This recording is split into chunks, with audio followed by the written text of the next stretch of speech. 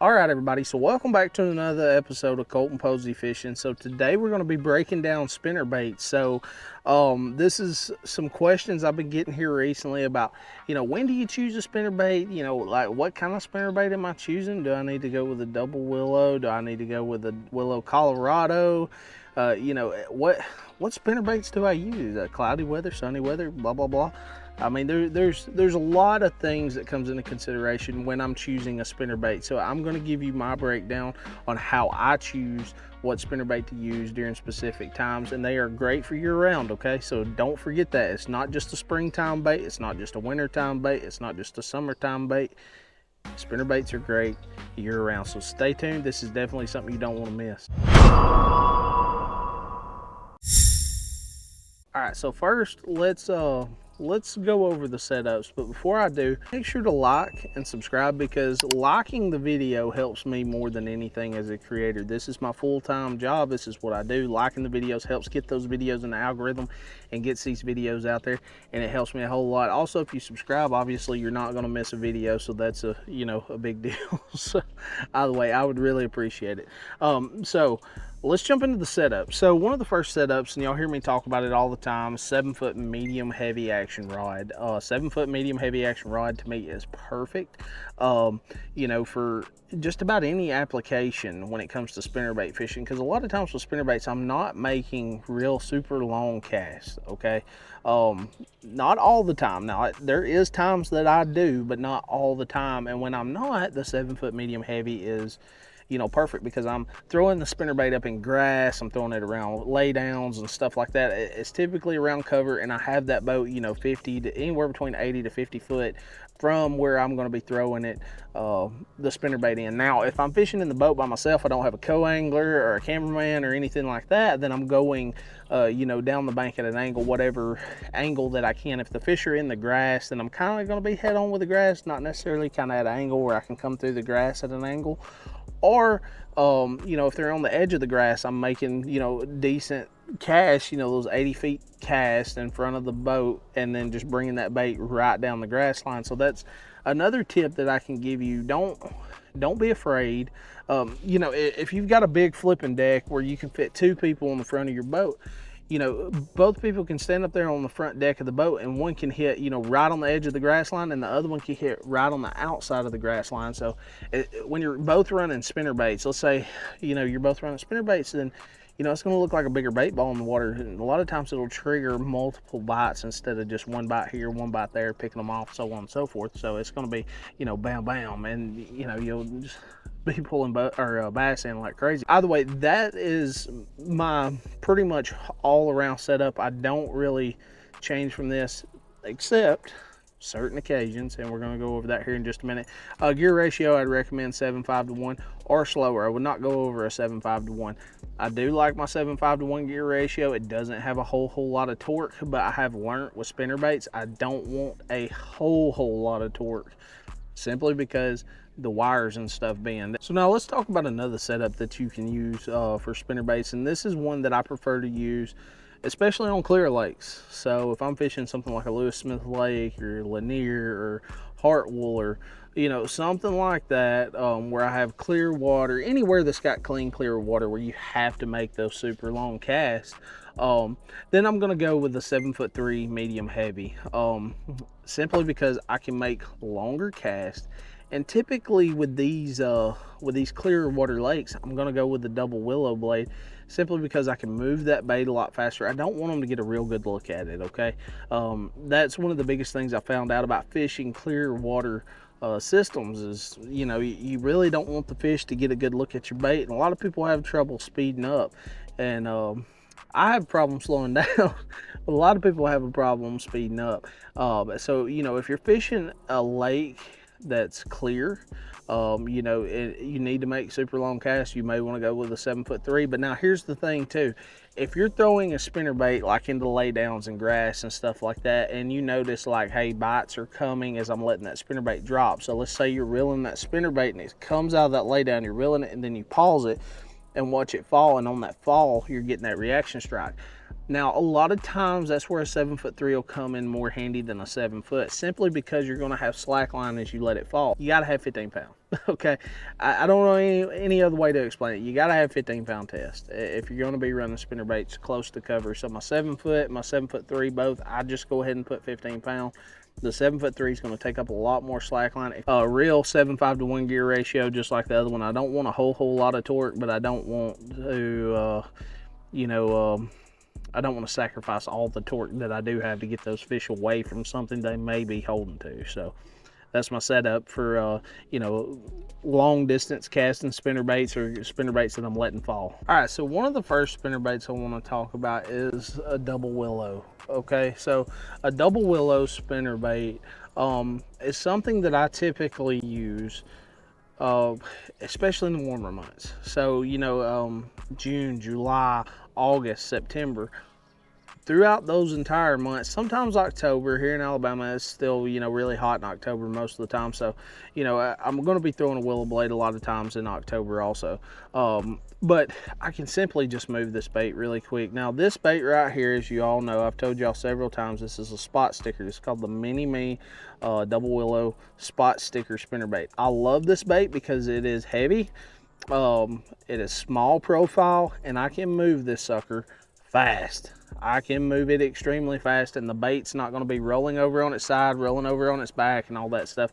I can create a lot of reaction strikes with this bait. When those fish get to schooling like crazy up on top of the water, eventually they get used to seeing the top water walking baits, the prop baits, the flukes, all that stuff that we typically throw at them as anglers. And a lot of times this bait right here is a good way to get those reaction strikes, to get those fish fired up and keep them fired up. So like I said, I'm typically going to throw this in the warmer months. I'm also going to throw it in clear water. I have never used this bait in muddy water. I have no idea if it'd do any good. You can give it a shot, see if it does anything. I would definitely go with gold. But either way, I don't throw this in muddy water at all. Simply a clear water bait that I use. If they get up in grass or anything like that, this is just a great option to mimic shad. It's really good during the shad spawn also, when those fish are, around boat docks or, riprap or anything that the shad may be spawning on. But typically I'm throwing this bait out, making super long casts with it. That's the reason I got it on the 7'3" medium heavy, and I'm burning this bait back to the boat. Now the other option you can go with, this is also a spot sticker, but a double willow spot sticker. Same thing, Mini Me double willow spinner bait. But if you notice with this bait, the bait blades are actually painted. Okay, so they're painted. Now, why would I throw this spot sticker over the other spot sticker? The other spot sticker, it just has silver spoons, okay? So it's going to give off a lot of flash. This one right here with the painted blades, it's going to put a lot of contrast in the water and let those fish identify this bait super quick when that water is stained, okay? Now, I'm not talking muddy. I'm not talking, super stained water. I'm talking just a little stained, okay? That's typically when I'm going to throw this bait. It just puts off a lot of contrast in the water, and same way it creates a lot of reaction strikes. I'm moving this bait fast. I'm throwing it to schooling bass. I'm throwing it around cover and stuff like that. So this is another great option with a double willow that I like to use during those warmer months. All right, guys, so another bait that I want to talk about. This is one that y'all have been seeing me throw a lot. This is the War Eagle. It's the Willow Colorado kicker spinnerbait. Now, if you're unfamiliar, the Willow is this big blade right here that kind of has that sharp edge, and then the Colorado is going to be the big round blade right there. Why would I throw this? This is typically a bait that I'm going to use to cover a lot of water, but it also creates a lot of disturbance in the water, okay? I'm typically not going to throw this bait on clear lakes or anything like that. I'm going to be throwing this in that slightly stained water, like that dark green, or a little bit of mud to it, something just, that's not just super clean, clear water is when I'm going to typically throw this bait. Now, this bait right here, I'm throwing it to cover. No matter what, I'm throwing this bait at cover. So whether I'm throwing it around laydowns, or I'm throwing it up in grass, or I'm throwing this bait, up against like bridge pilings or anything like that, I'm kind of trying to position this bait at an angle. So if a pillar is right in front of me and I'm throwing at that pillar, right, I'm kind of going to cast off this way and then bring it to the edge of that pillar. Same with this direction. Once I hit these two directions, I'm gonna go around and hit it from the front, you know, and try to bring that bait by that pillar and try to figure out where these fish are positioned. Now this is where wind comes into play. Once you understand which way the wind's blowing, it creates a type of current. Now it doesn't create current from the top to the bottom of the lake, okay? It does create current, you know, so many feet down. It just depends. So does boat traffic. I'm gonna be running this bait pretty quickly. It's not I typically don't use this bait, you know, in the winter months or anything like that, but in the spring, and then possibly in the summer, it just kind of depends on how the lake's set up. Like I said, water clarity and stuff like that, and where the fish are positioned. But I'm gonna throw this bait, you know, mainly spring and summer, and I'm gonna be using it around a lot of cover and stuff. With that big willow, you can slow it down. With the Colorado, you can slow it down, or you can speed it up and just create tons of disturbance in the water, which is typically what I do and how y'all see me catch them with the spinnerbait. Now, we talked about the War Eagle, so let's talk about the Booyah. This is another Colorado willow that I run.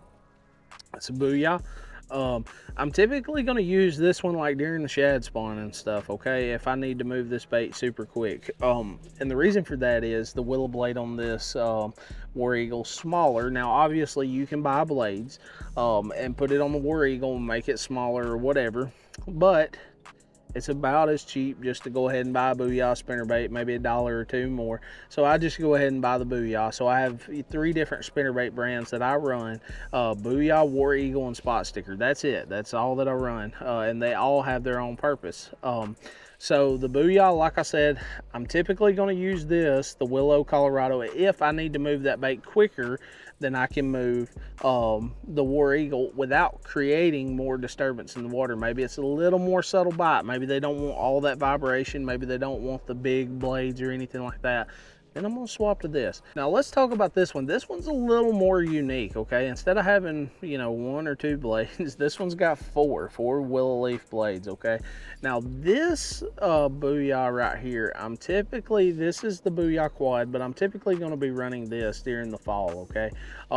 This really puts off that real big baitfish ball pattern. It's got a lot of flash to it. And now I will run this also in the spring, especially if the water's kind of stained, this all gold color right here. And if you notice, I've took the skirt off, and I'll tell you why here in just a minute. This puts off a big profile of like bait fish in the water, like if they're up in the grass spawning, or, you know, just around the laydown or some riprap or something like that, and I need to, you know, mimic like a big bait fish ball. This right here is definitely going to be my go-to. I've caught tons of fish on it. And typically what I do with one is I take the skirt off, and I'm typically going to rig this up with, you know, a 2.75 Rage swimmer.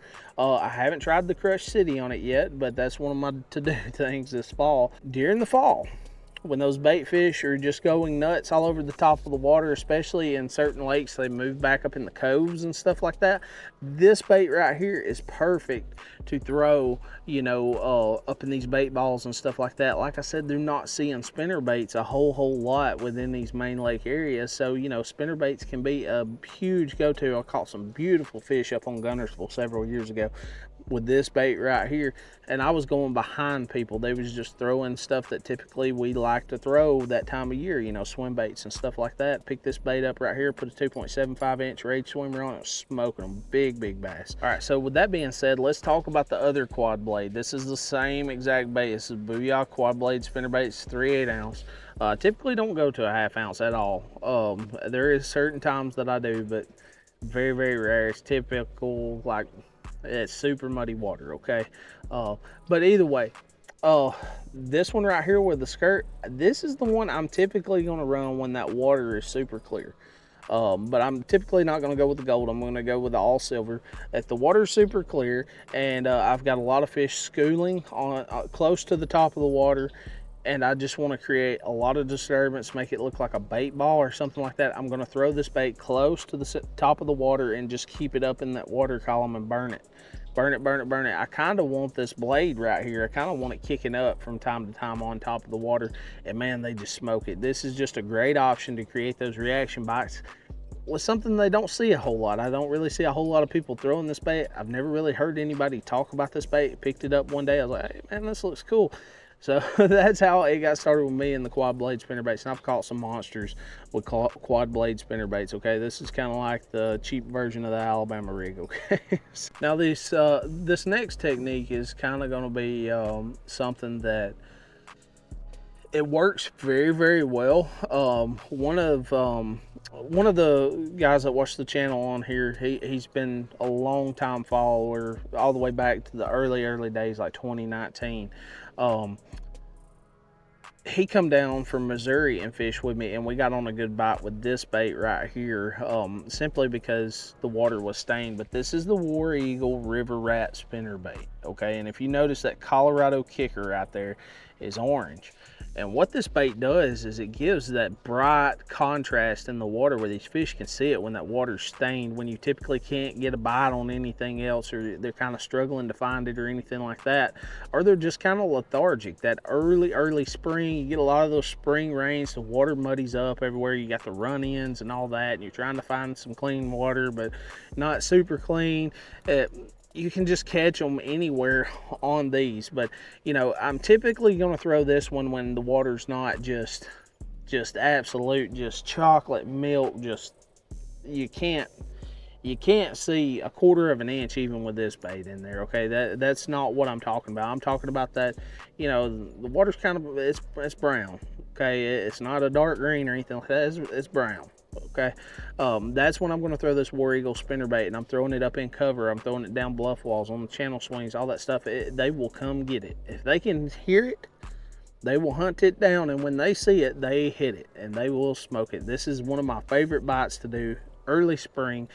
If it rains during the spring and the water gets muddied up, I'm going fishing, because this bait right here, I will absolutely knock them on the head with it. Okay, I've got tons of these. They're all beat up, but there's a reason they're beat up. You just catch fish on them. This is a great investment, and I'm not sponsored by any of these companies, guys. This is just what I use and what I love to use. So now this next one is a technique that's very similar to the one we just talked about, but there is a difference, and there's a reason that I have this one, and then I also have the War Eagle ones. Okay, so this is the Booyah Covert series. Okay, now if you notice, it's got a red head on it, it's got the orange kicker blade, and then it's got the copper color you know, big willow on it. This is a double willow blade spinnerbait, and this bait right here, I'm typically going to be running it when the water is chocolate milk.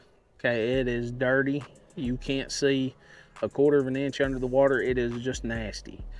This is when I'm going to throw this bait. It doesn't matter what time of year it is, but typically it's going to be great in that super early spring, like, you know, like early to late February. It's kind of hard to, you know, just be like, hey, throw this in February, because, you know, you may be watching this in Michigan and your February, it is, the lake's ice over, you know. I mean, it's kind of hard to say, but when, you know, it's that early spring transition, you may have had maybe one or two, you know, 60-degree days, and it's still just cold in the mornings. This is perfect. This is a great bait for that, especially when you start getting those rains and that water starts getting real muddy and stuff, because it's kind of weird how nature works, and it's funny because at the same time, you know, it's going to muddy up the river.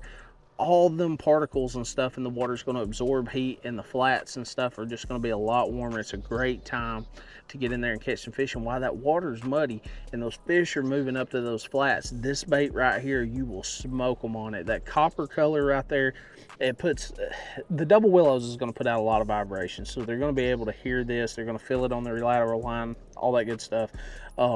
But you know, the red head there, it's easy to target that red head. They can see it from a long ways. That bright orange, it's going to put out a lot of contrast in the water. That copper is going to put out a little bit of contrast. It's going to give a more return from the sun rays and stuff like that. So this bait right here is perfect for muddy water, and I'm typically crawling it. You know, I'm throwing it out there and I just tick, tick, tick, tick, tick, tick, tick, tick, tick. You'll feel it when they hit it because they take it. But that's a great option. So guys, I hope the video helped you. If it did, make sure to like, subscribe for more content. I got you covered when it comes to anything bass fishing. Also, we got members only now, $2 a month. It helps me out with gas, tackle, all that good stuff. If you can contribute, I'd appreciate it. If you can't, I completely understand. Either way, I really appreciate it, and I'll see you next time.